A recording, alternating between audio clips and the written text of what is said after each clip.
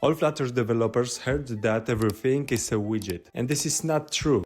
Once you understand this, you will be able to get the full potential of Flutter. Widgets are just the tip of the iceberg. When you write widgets, you are only writing the configuration part. What really brings them to life is something else. Flutter is built around 3 different trees. To understand how they work, let's go to the example. When you build the padding widget, the Flutter framework creates an element under the hood. The element is asked to create the render object using the widget's config. And then the render object draws the UI. Sounds over-engineered, so why the trees are separated? Let's say we need to change the value of the padding in the previous example.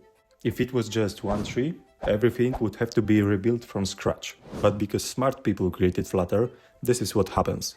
The first thing is that framework checks what parts of the widget tree can be updated and what has to be replaced. If we replace widget with something with different type or key, elements and render objects has to be created again, and that's an expensive operation.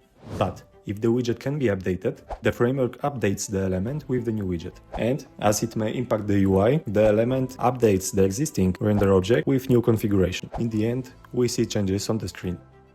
This is why Flutter is fast.